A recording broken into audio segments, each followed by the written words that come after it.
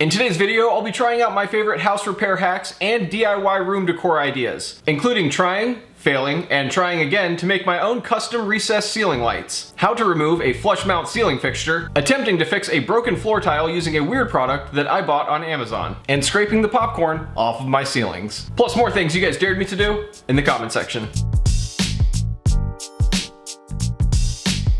In my last video, I asked you guys to tell me the last thing that you searched on the internet, and oh my god, you guys are completely insane. I mean really, actually insane. Which is a quality I do admire greatly, but since you guys came up with so many comments, I thought I'd ask another question. What is something really popular now that in 5 years everybody will look back on and be embarrassed by? Be creative with your answers and put whatever you can come up with in the comment section. I'll be featuring 10 of my favorite in the next video. Now, let's get this thing going. For this next home improvement hack, what I'm gonna be doing is trying to replace these stupid box lights that go up into the ceiling of old houses with something new and much more modern. And I think it's time for some improvement. But I didn't want to completely knock the drop down out because this kind of gives the house its character. There's not much architectural artistry to this house, so this is like one of the few things that they did as like a design feature. Plus, I can always tear it down later. Now I say that I'm gonna try to do that because I've already actually attempted to do this once, which was a big disaster. What I tried to do was create my own recessed light, and it was just a big mess. What I originally wanted to do is trace out the plastic covers onto foam boards, cut the size that I needed, then make my own recessed light using some random stuff that I just had laying around. Hit it with some spray paint, and it looked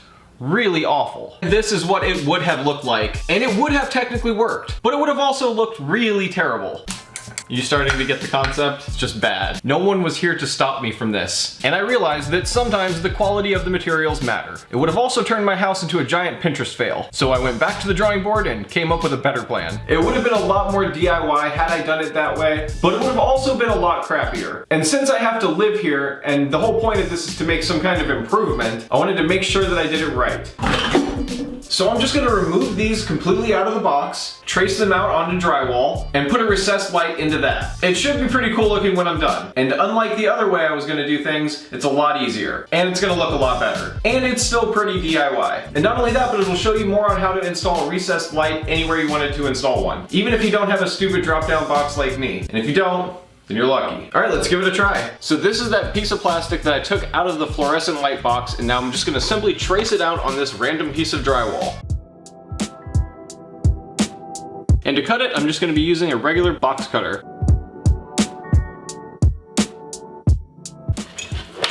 If you're doing the same thing at home, you're gonna wanna find the center of your board. And I think that the best way to do that would be to measure this distance, put a mark at halfway, then measure over here and put another mark at the halfway point. Then line up your two dots and put another mark in the halfway point. And that's what I've done. Then once I've found that, I'm gonna be getting to use this tool, which will actually help me cut a perfect circle. Only it's not very sharp and it's not even as thick as my drywall, so it's probably not gonna do that good of a job. But it'll at least get it started.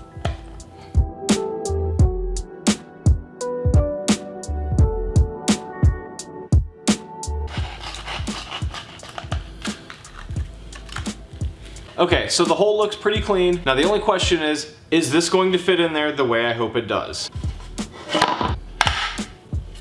That looks pretty cool. Now just time to install these in there and we'll be good to go. So now I've got my new panels ready to go. I just have to take all of this stuff out of here, which I've already actually done for the most part. Got it. So now I just have to take out this light fixture for the fluorescent tube that I'm getting rid of. It should be easy, but before I get started, I better turn everything off at the circuit breaker or otherwise I could get shocked.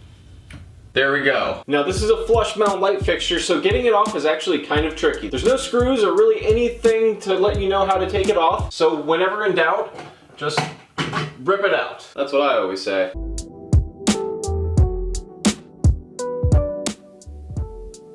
The first thing you probably notice now that I've gotten all that other stuff out of the way is that there's a bunch of cords just hanging out of the ceiling. And to any building inspector, that is a no-no. So what we're gonna do is put it in this metal box. And then I'm gonna screw this box to the ceiling. The next thing that I have to do is connect this Romex wire, which is 14 by 2, to the wires coming out of here. Now since I'm going to be using two lights, I'm going to be using two cords. Each one will go in through a different side of the electrical box. Hopefully that doesn't fall down. Now I've got a total of 3 white wires and I'm going to connect all of these now. And then I get all the black wires connected And then there's a blank wire, which is just left copper, and we connect all those together too. Surprise, I know, right? So before I put away this giant mess of wires that I've created, I first better test this out to make sure that I've got everything lined up correctly and that these actually work. Okay, fingers crossed. Okay, something's not going right, but that's why we double check stuff. Probably just a loose wire. Should be okay to fix. And with just a little luck and persistence, it works! So now what I've got to do is shove all of these wires back up inside of this box. Okay, now for the big moment. And they both work! Now I just need to put the wires back inside the boxes, throw them up there, and hopefully everything works out. And if you run out of these little caps to connect your wires, you can just use electrical tape. I mean, it's not going to be up to code, but it will work. I'd say it looks pretty good. One last test. And it works! I would say that is a definite improvement over what it looked like before. Oh my god, that's so much better. And it's brighter in here. For some reason, the room even feels bigger. And it didn't really even cost that much money. 20 bucks each for the lights. Wire, I had pretty much everything else. And with as much work as that took, I am pretty happy with the results. Now, if you have tile, and have a habit of accidentally breaking things, you will eventually end up with broken or chipped tiles. And while most people would just burn their house down and move away, now there's a different solution. But is that better than burning your house down? I decided to get my camera and find out. For this next home improvement life hack, what I'm gonna be doing is trying to fix a broken tile. Well, actually, it's only slightly chipped. Lucky for me. But if you have tile floors and you're constantly doing lots of weird and crazy stuff in your house, like me, then you might end up with one of these. I was actually not doing anything exciting when it happened. I was just sliding something across the floor that should have been picked up. So lucky for me, they actually make products like this that I just bought off Amazon. It's called Tile Fix, and I'm gonna be trying to use it to fix this. Now, 90% of the life hack videos online will tell you that the best way to do this is with nail polish. But I'm not even gonna waste my time with that because nail polish is just never gonna be a permanent solution for anything. It won't even stay on my girlfriend's nails for more than a few days. And that being said, let's get this thing going. Okay, now before I even get started, I'm gonna tape up around this chipped area so that way whatever it is here that I'm gonna be mixing up won't get anywhere else other than where the chip is. That seems like it's probably good enough. Now this stuff came with very simple directions. Mix it up and apply it. So no matter what color I'm going to be using, I'm supposed to start with this hard surface repair putty. And I'm pretty sure I'll just be able to go with kind of a combination between a couple of these colors. Hopefully this works out. That's definitely more than I'm going to need. But that's okay because I'll probably have to change the color a lot. That is not the right color. Okay, I could keep mixing this stuff up all day long, but I think it's about as good as it's gonna get. The color of this tile kind of changes a lot, so even if I don't get the color exactly on point, it should be okay. And I'm gonna give it just a second to start drying, and then I'll take the tape off. I would say that that is a lot better. I mean, it wasn't really much before, but now you will never be able to determine where that was. I knew it wasn't going to come out to be like absolutely perfect, but that's definitely an improvement, and I'm sure it would be impossible for anybody to actually notice. Unlike before, when you definitely could. And by the way, I have no experience doing anything like this ever before. It was just my first attempt. I'm sure it could get a little bit better with some practice, but hopefully it won't come to that. And that being said, we'll be on to the next life hack. So as it turns out, your house is salvageable if you have a broken tile.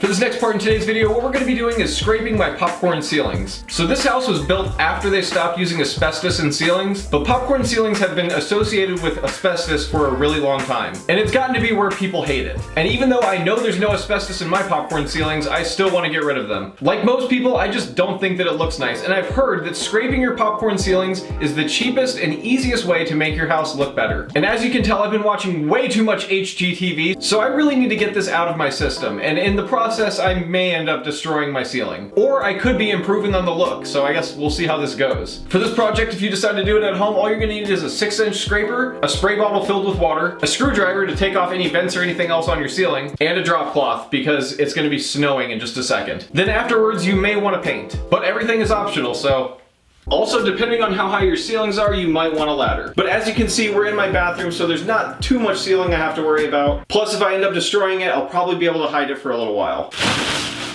I wonder how much rat poop is gonna come out of this thing when I take it off. So as I understand it, the first step is to just spray it with water and then leave it for a few minutes.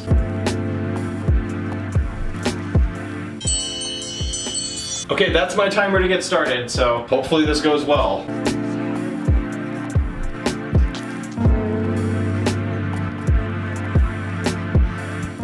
And now I've done it. I've actually completely gotten all the popcorn off of my ceiling, so I'm happy about that. And now there's only one thing left to do, and that's tape it up and start painting, because this looks god-awful.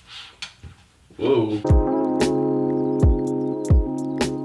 Here's another life hack. If you put a rubber band around a paint can, you can use it to wipe off your brush. Or at least that's what I hear.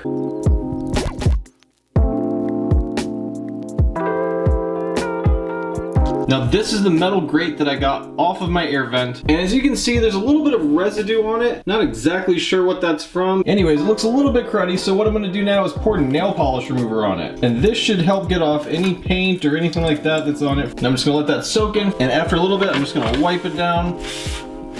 You can now see these old paint smears just coming right off. And here is the finished product. If it just looks like a white wall, then that's good. That's what it's supposed to look like. And this thing came out pretty clean too. And yet again, I am very happy with the way this came out. My bathroom definitely looks a lot better now. And that being said, we'll be on to the next life hack. So if you found this video helpful, or if you just enjoyed watching it, make sure to leave it a like. And if you're new to the channel, make sure to subscribe and bell me for notifications if you'd actually like to see the videos. It may be our only hope.